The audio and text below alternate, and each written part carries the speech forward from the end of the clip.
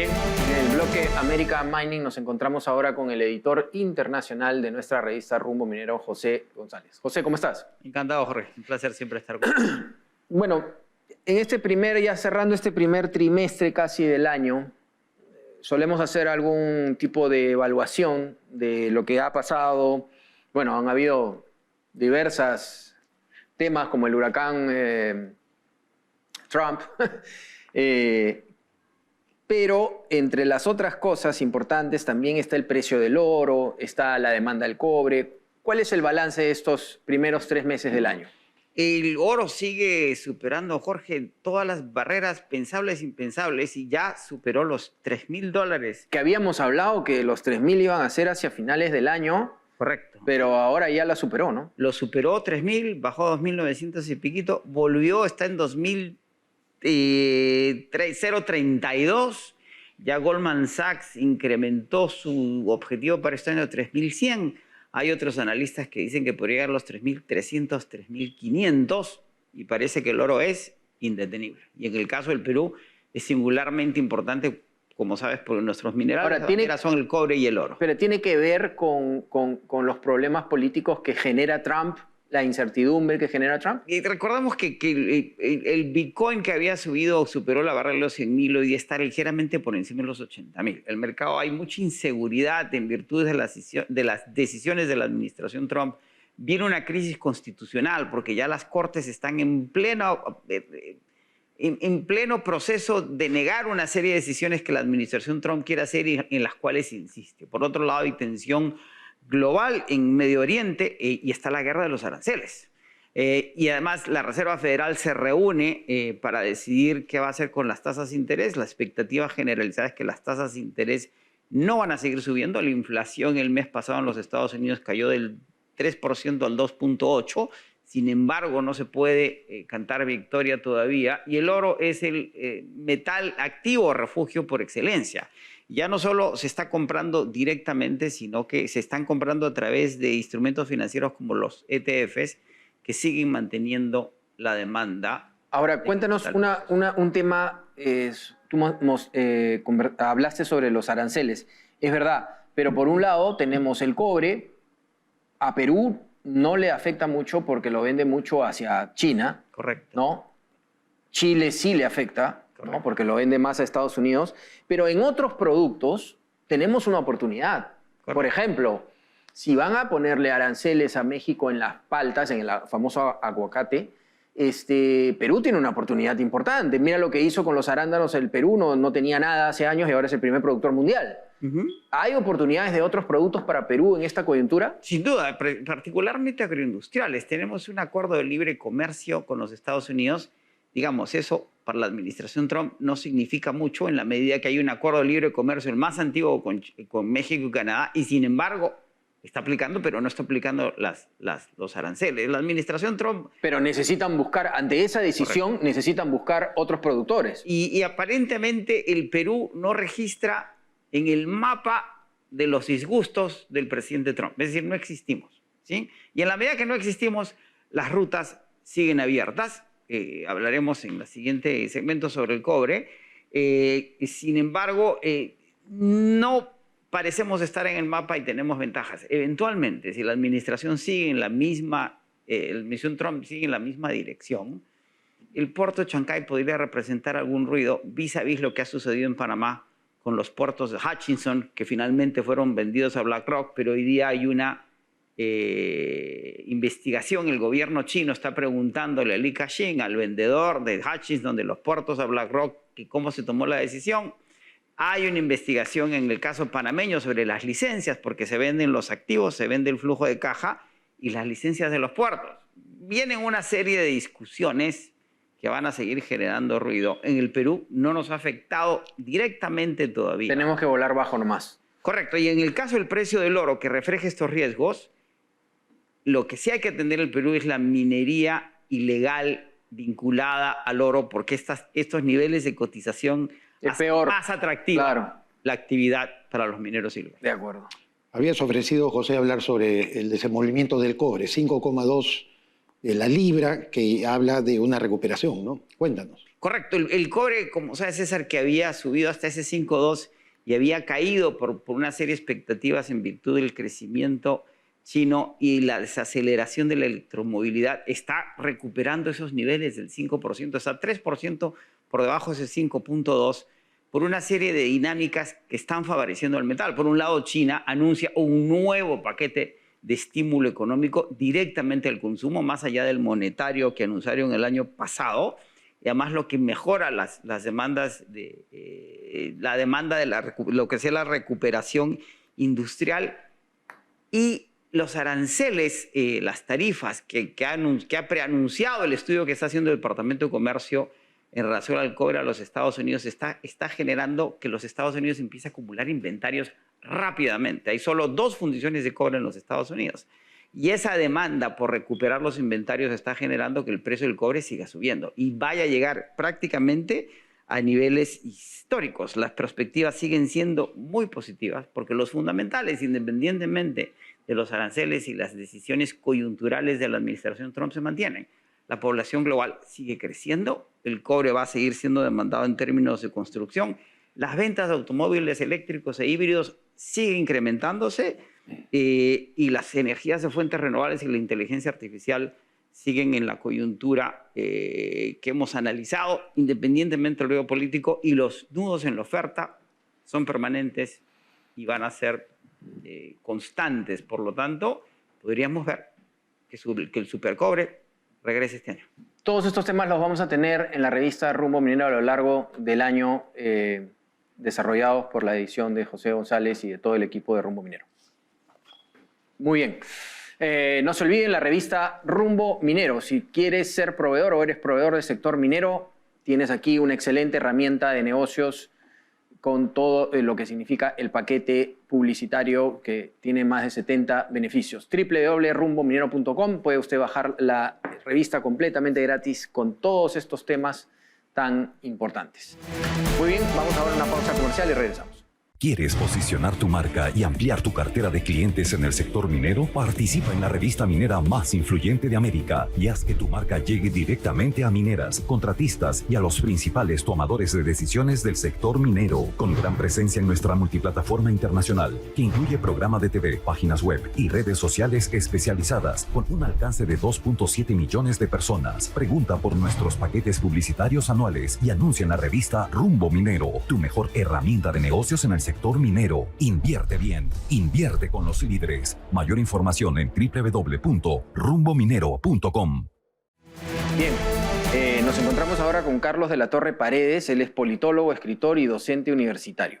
Queremos hablar un poco, lo hemos invitado para hablar sobre el tema de los conflictos sociales y la ilegalidad y las expectativas electorales. Ya nos estamos preparando para el tema electoral, donde lamentablemente, como lo hemos dicho aquí varias veces, se usa de piñata la minería peruana legal en muchas de las campañas. Entonces vamos a ver qué pasa ahora. ¿Ha cambiado un poco el tema o no? Bienvenido, Carlos La Torre Paredes. ¿Cómo está? ¿Qué tal, Jorge? ¿Qué tal, César? Un placer estar acá. ¿Qué es lo que podemos esperar en esta campaña? Ya no sé si preelectoral, porque en cualquier momento de preelectoral se vuelve ya... Pero la cuestión es, hay muchos condimentos peligrosos, ¿no? Y también quería saber que nos cuentes un poco de esto, y también quería que nos cuentes dónde y de qué manera va a entrar a tallar la minería. Hemos visto que en estos años ha evolucionado mucho el posicionamiento positivo de la minería legal, no la ilegal. Hay muchos peruanos que ya saben de la minería, y tenemos ciertas sospechas que más bien podría ser no tan negativa la propaganda, sobre todo de centro a la derecha, no tan negativa la propaganda del sector minero, porque en verdad lo que ayuda al sector minero es bastante importante, ¿no? Cuéntanos un poco. Bueno, definitivamente la campaña ahorita va a empezar, ¿no? En abril ya se convoca elecciones y pues de ahí para adelante ya es una campaña a full, de todas maneras. Ya no es nada de tiempo que nos queda y ya vemos que hay candidatos que han empezado a salir, algunos se han quedado fuera de la contienda, ¿no? Pero de todas maneras van a tener importancia, llamemos Antauro, por ejemplo, ¿no? Probablemente va a tener importancia en la campaña, tal vez yendo como senador, probablemente ahí también haya un discurso antiminero de ciertos sectores, que es relativamente importante también por el nivel, pues, de conflictividad que puede generarse, ¿no? Definitivamente en los últimos años ha mejorado mucho la perspectiva respecto a la minería, principalmente pues porque el país se ha dado cuenta del desarrollo que trae la minería, ¿no? Además que también hemos visto una evolución respecto a los procedimientos mineros. Definitivamente a lo largo de los años han ido mejorando respecto a lo que son temas ambientales, temas tecnológicos, y eso es algo que se siente. El gran problema que enfrentamos ahora es el tema de la minería ilegal, básicamente, que también se ha posicionado muy fuertemente, ¿no? Se ha posicionado muy fuertemente tanto en comunidades como en la política. Carlos, y ahí viene el problema porque son los que financian a ciertos candidatos, sí. Se incorporan a los partidos o se infiltran, son los topos, sí, que antes incluso lo representaba el narcotráfico, que hoy ha pasado a ser una actividad ilegal subordinada más bien a la minería ilegal. ¿Qué debe hacer el Estado? ¿Qué debemos hacer los ciudadanos para visualizar este tipo de problemas? Es un tema muy complejo el de la minería ilegal, porque, como bien comentaba César, afecta a muchos sectores y se vincula a muchas economías ilegales al mismo tiempo, ¿no? Vemos que se vincula al narcotráfico, vemos que se vincula a la trata de personas, el tema de crimen organizado. Tala ilegal también. Tala ilegal, sicariato. Sicariato, ¿no? Se todo. complica mucho el tema, claro. Pero sí vemos que hay una penetración de esta actividad ilegal en la política y se ha notado en noviembre del año pasado cuando los mineros informales pues, pudieron tomar la avenida Bancay por una semana y no pasó nada. En otras circunstancias eso hubiera terminado pues en una gresca con la policía. Sin embargo, se nota que desde la política hay cierto, si bien no respaldo, sí no querer pelearse con ellos de alguna forma. Incluso hubo congresistas que salieron bailando al final, ¿no? De acuerdo. Ahora cuéntanos un poco cuáles son las expectativas un poco de lo que es la política de los candidatos. Hemos visto en algunas encuestas, pero ya no sabemos en qué encuestas creer, pero bueno, se ve ahí un poco a Keiko Fujimori, se ve un poco a López Aliaga, ¿no? López Aliaga, se ve a Carlos Álvarez, se ven otros más. Cuéntanos un poco qué información tienes al respecto. Bueno, definitivamente el sector de centro derecha está más posicionado para estas siguientes elecciones, todo indica eso. Sin embargo, también se nota un gran descontento popular, principalmente por la desaprobación de la Presidente y también del funcionamiento del Congreso, que puede generarnos un escenario complejo hacia el futuro. El gran problema que hay respecto a la minería es que, como bien comentabas, a veces se utiliza de piñata, ¿no? Grupos a veces de izquierda, o grupos antimineros en general pueden utilizar las narrativas antimineras para lograr o para buscar votos. También hay que tener cuidado con solo pensar que son grupos de izquierda, porque grupos ultranacionalistas también pueden utilizar esas narrativas. Cualquier discurso radical... Ultraderecha, claro. Puede utilizar un discurso pues, antiextractivo, ¿no? Para lograr objetivos. Con eso hay que tener cuidado y a esto se puede sumar el tema del financiamiento de las economías ilegales, principalmente la minería ilegal, ¿no? Que ya estamos viendo que es algo tangible en la política, lamentablemente. Pero, Carlos, se anuncia, por ejemplo, para este segundo semestre del año 2025 la puesta en marcha de Tía María, San Gabriel, que es una importante también inversión del grupo de la Compañía de Minas Buenaventura, va a entrar a tallar en julio. MMG, que es la empresa que administra la unidad de las Bambas, en Apurímac, ha anunciado también que Galeno, que es una importante inversión minera en Cajamarca y que forma parte del corredor minero del norte, también podrían empezar a tallar. Me da la impresión de que los empresarios miran un clima mejor en cuanto al tema de la conflictividad social. ¿Compartirías esa perspectiva? Respecto al tema de conflictividad social, se nota que se ha reducido un poco. El gran problema que tenemos ahorita es básicamente el de la minería ilegal, que ha empezado también a ganarle espacios a la minería formal, ¿no? Lo veíamos en La Libertad, por ejemplo, con el tema pues, de La Poderosa, ¿no? En donde han matado a personas y aún así, llamando a estado de emergencia y todo, no ha podido hacer nada el Estado.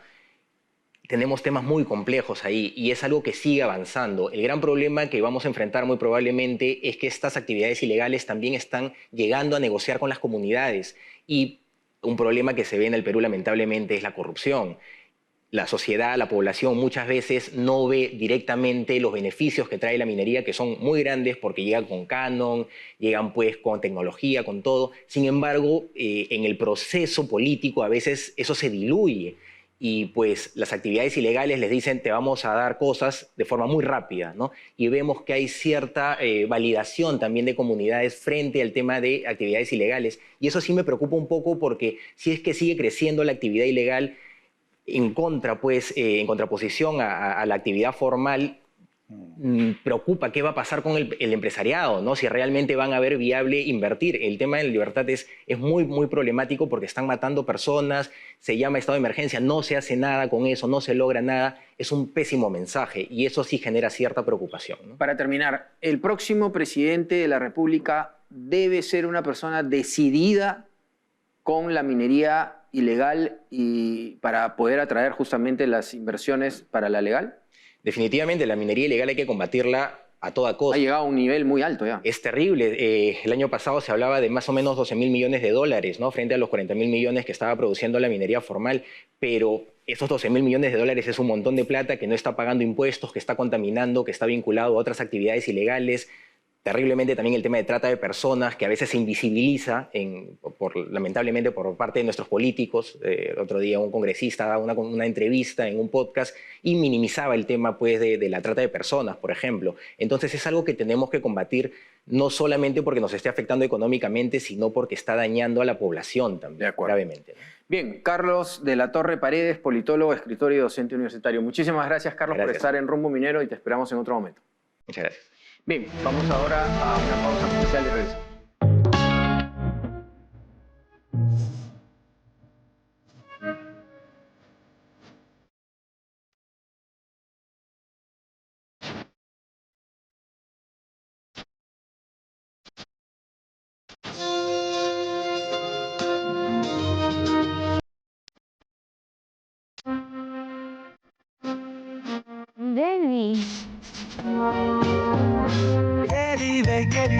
¡Qué rico!